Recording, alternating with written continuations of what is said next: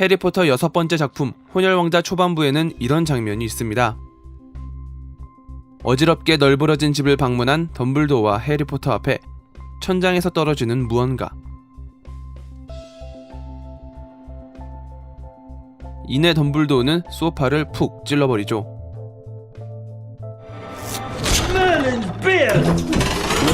소파에는 호레이스 슬로그혼이라는 마법사가 숨어 있었습니다. 그는 덤블도어에게 묻습니다. 이렇게 딱 한 문장으로 이 상황은 끝이 나는데요. 도대체 왜 덤블도어는 용의 피로 알 수 있었던 걸까요?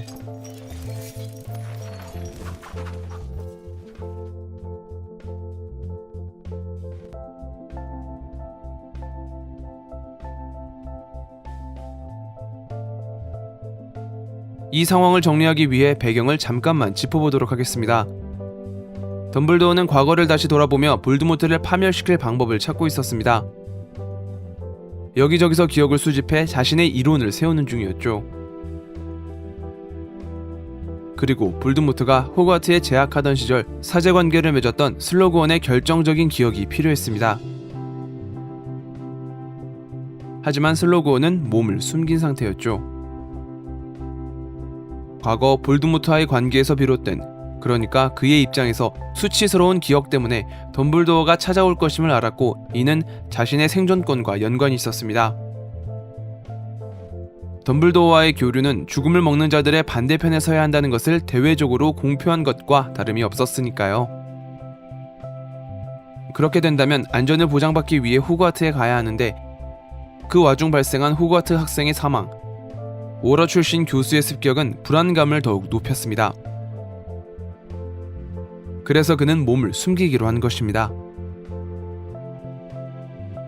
이 도피는 볼드모트의 부활에 언급된 4편 불의 잔 후반부부터 5편 불사조기 사단 후반부에서 마법부가 공식적으로 인정하기 전까지 약 1년간 이어졌는데요.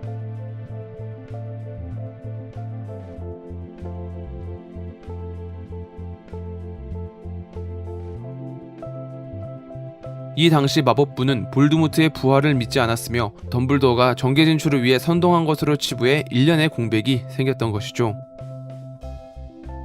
하지만 1년간의 도피를 통해 슬로그원은 볼드모트의 부활을 즉시 믿었음을 알 수 있으며 어느 정도는 성공적인 생활이었습니다.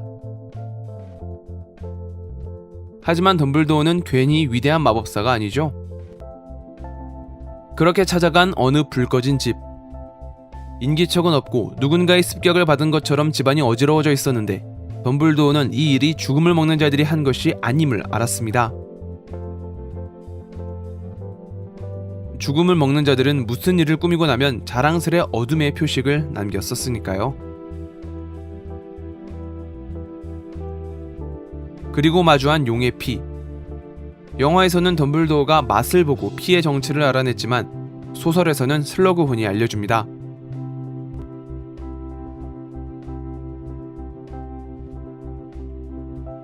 영화와 소설이 대하는 모습이 다르지만 사실 덤블도어는 맛을 보았던, 물어보았던 간에 이 피가 용의 피라는 것을 바로 알아보았을 겁니다. 해리포터가 처음으로 본 마법 세계의 간식, 개구리 초콜릿 속 덤블도어 카드에는 이런 업적이 적혀 있습니다.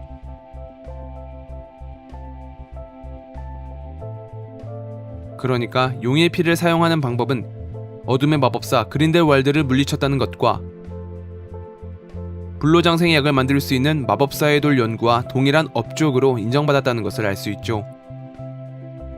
용의 피에 대해서는 전문가 중 전문가인 것입니다.